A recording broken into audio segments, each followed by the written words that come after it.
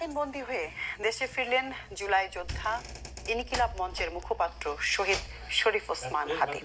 শুক্রবার সন্ধ্যা 6টার কিছু আগে সিঙ্গাপুর থেকে ওসমান হাদিকে বহনকারী বাংলাদেশ বিমানের নিয়মিত একটি ফ্লাইট শাহজালাল আন্তর্জাতিক বিমানবন্দরে এসে পৌঁছায়। তার মরদেহ রাখা হয়েছে জাতীয় হৃদরোগ ইনস্টিটিউটের হিমাগারে। শনিবার দুপুর 2টায় সংসদ ভবনের দক্ষিণ প্লাজায় অনুষ্ঠিত হবে ওসমান হাদির নামাজে জানাজা। এরপর জাতীয় কবি কাজী নজরুল ইসলামের সমাধির পাশেই তাকে সমাহিত করা হবে। বিস্তারিত মামুন আবদুল্লাহর রিপোর্টে।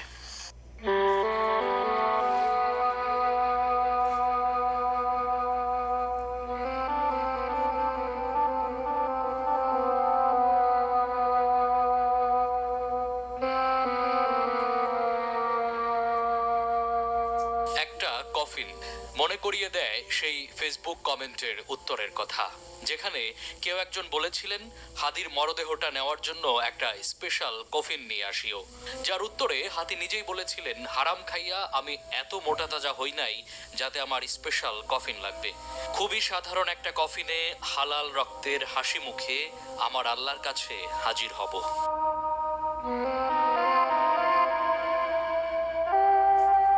নিজের জন্য চেয়েছিলেন সাধারণ একটি কফিন, কিন্তু কে জানতো সেই কফিন হবে লাল সবুজে মোড়ানো অমূল্য এক রত্ন, যার কফিনে হাত রেখে গোটা দেশ নতুন করে শপথ নেবে সার্বভৌমত্ব রক্ষার। কোটি মানুষের অপেক্ষার অবসান ঘটিয়ে শুক্রবার সন্ধ্যা 6টার কিছু আগে শাহজালাল আন্তর্জাতিক বিমানবন্দরে এসে পৌঁছায় ওসমান হাদিকে বহনকারী বাংলাদেশ বিমানের নিয়মিত একটি ফ্লাইট। তার কফিন গ্রহণ করেন এলজিআরডি উপদেষ্টা আদিলুর রহমান খান, বিএনপির স্থায়ী কমিটির সদস্য সালাউদ্দিন আহমেদ, বিএনপির ভারপ্রাপ্ত চেয়ারম্যানের উপদেষ্টা ডক্টর মাহদি আমিন, জামাতের সেক্রেটারি জেনারেল মিয়া গোলাম পরোয়ার, এনসিপির সদস্য সচিব আক্তার হোসেন, দক্ষিণাঞ্চলের মুখ্য সংগঠক হাসনাত আবদুল্লাহ, আমার দেশ সম্পাদক মাহমুদুর রহমান সহ বিশিষ্টজনেরা।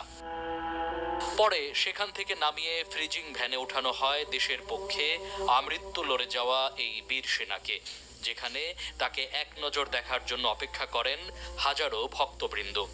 একজন বিপ্লবী কখনো হত্যা করা যায় না। একজন বিপ্লবীকে হত্যা করলে সেখানে সেই বিপ্লবীর রক্তের বীজের মাধ্যমে লক্ষ বিপ্লবী জন্মগ্রহণ করে। আপনারা দেখতে পাচ্ছেন না, আজকে পুরো বাংলাদেশ জেগে উঠেছে। ওসমান হাদির এই রক্তে ধুয়ে যাবে বাংলাদেশের সকল আধিপত্যবাদের যে যত চররা আছে। গতকাল তার বোনের সাথে কথা হয়েছে, তার পরিবারের লোকজনের সাথে কথা হয়েছে আমাদের। আসলে তারা যতটা ব্যতীত না, তার থেকে বেশি শক্তিশালী হওয়ার চেষ্টা করছেন। আমরা যে জুনিয়র, তার থেকে কমপক্ষে হলো 8 থেকে 9 বছরে আমরা ছোট, কিন্তু কখনো সে আমাদেরকে ছোট ভাই বা ওই হিসাবে দেখে নাই। সবসময় যে কাছে আসতো তাকে সে বন্ধু হিসেবে গণ্য করতো। আল্লাহ কিছু কিছু মানুষকে সুপার পাওয়ার দিয়ে পাঠায়, হাদি হচ্ছে এরকম একটা সুপার পাওয়ারের একজন মানুষ। তবে ভিড় এড়িয়ে বিমানবন্দরের ভেতর দিয়ে হাদির মরদেহে নেওয়া হয় জাতীয় হৃদরোগ ইনস্টিটিউটে। সেখানে হিমঘরে রাখা হয় তাকে। শনিবার দুপুর 2টায় সংসদ ভবনের দক্ষিণ প্লাজায় ওসমান হাদির নামাজে জানাজা অনুষ্ঠিত হবে। হৃদরোগ ইনস্টিটিউটে নিয়ে আসা হয়েছে, এখানে তাকে হিমাগারে রাখা হয়েছে এবং তার জানাজার নামাজ আমাদের প্রধান উপদেষ্টা প্রফেসর ডক্টর মোহাম্মদ ইউনুস তিনি জানিয়েছেন যে মানিক মিয়া এভিনিউতে সংসদ ভবনের মাঠে বিশেষ একটি ব্যবস্থা করা হয়েছে। আপনারা যারা জানাজায় অংশগ্রহণ করবেন তারা সবাই যেন কোনো ভারী ব্যাগ বা ভারী কোনো জিনিসপত্র না নিয়ে আসেন, সে ব্যাপারে আহ্বান জানিয়েছে। জানাজা শেষে হাদির মরদেহ ঢাকা বিশ্ববিদ্যালয়ের কেন্দ্রীয় মসজিদ প্রাঙ্গণে নিয়ে যাওয়া হবে। ইনকিলাব মঞ্চ জানিয়েছে, জাতীয় কবি কাজী নজরুল ইসলামের কবরের পাশেই ওসমান হাদিকে দাফনের দাবি জানিয়েছে পরিবার। মামুন আবদুল্লাহ, বাংলা ভিশন, ঢাকা।